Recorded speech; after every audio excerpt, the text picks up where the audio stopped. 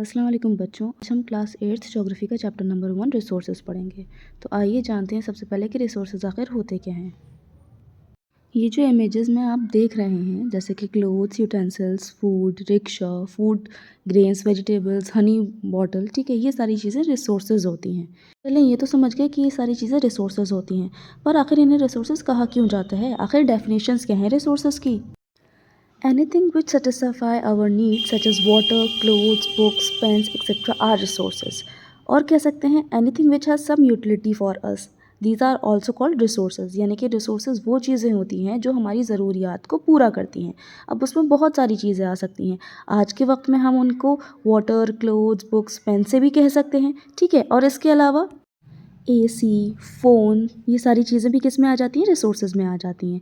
तो जो भी चीज़ हमारी ज़रूरत को पूरा करे, ठीक है, और उसकी कुछ यूजेबिलिटी भी हो, यानी कि हम उसको यूज़ भी करते हो और उसकी कुछ वैल्यू भी हो इन टर्म्स ऑफ मनी, ठीक है, तो वो क्या हो जाएंगी? वो सारी चीज़ें रिसोर्सेज हो जाएंगी।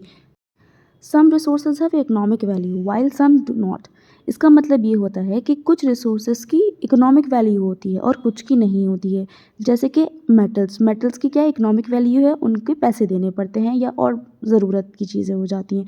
बट अगर हम देखें एक ब्यूटीफुल लैंडस्केप तो उसके पैसे नहीं देने पड़ते, ठीक है। इसी तरीके से अगर दोनों चीज़ों रिसोर्स बन जाएंगे एक, तो फिर वो क्या होगा? उनकी ह्यूमन नीड्स भी सेटिस्फाई होने लगेगी और वो एक रिसोर्स बन जाएंगी, ठीक है। यानी कि अगर हम किसी चीज़ के पैसे दे रहे हैं या फिर वो चीज़ हमारी नीड्स को सेटिस्फाई कर रही है, तो वो क्या हो जाएगी? वो एक रिसोर्स हो जाएगी। और कुछ रिसोर्सेज की इकोनॉमिक वैल्यू वक्त के साथ बढ़ जाती है, ठीक है, और कुछ की उतना ही रहती। जैसे कि हमारी दादी नानी के जो होम रेमेडीज़ हुआ करती थी, जो नुस्खे हुआ करते थे, वो आज इकोनॉमिकली इतने वैल्यूएबल नहीं माने जाते। बट अगर हम उन्हें अपने नाम पर रजिस्टर करवा लेते हैं, ठीक है, पेटेंट करवा लेते हैं या किसी मेडिकल फर्म को सोल्ड आउट कर देते हैं, तो वही चीज़ क्या होती है? वैल्यूएबल हो जाती है हमारे लिए। पेटेंट का मतलब क्या होता है? वो चीज़ जो हमने खुद बनाई और गवर्नमेंट के थ्रू उसको अपने नाम पर रजिस्टर्ड करवा लिया, तो उसको हम पेटेंट कहते हैं।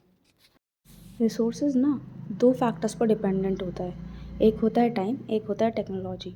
वक्त और टेक्नोलॉजी के साथ साथ हम किसी भी चीज़ को रिसोर्स बना सकते हैं, अदरवाइज़ वो रिसोर्स नहीं बन सकती है, ठीक है। इसके अलावा आज के वक्त में लोग यानी कि people themselves are the most important resource. क्यों? क्योंकि जो उनके आइडियाज़ हैं, उनकी जो नॉलेज है, उनकी इन्वेंशंस हैं, उनकी डिस्कवरीज़ हैं, इन सब की वजह से क्या हो रही है? नई नई क्रिएशंस हो रही हैं, नई नई चीज़ें बन के निकल के आ रही है। रिसोर्स हम ढूंढ पा रहे हैं, कहाँ किस जगह क्या चीज़ है उसको देख पा रहे हैं, ठीक है। इसलिए एक इंसान भी बहुत बड़ा रिसोर्स का काम करता है।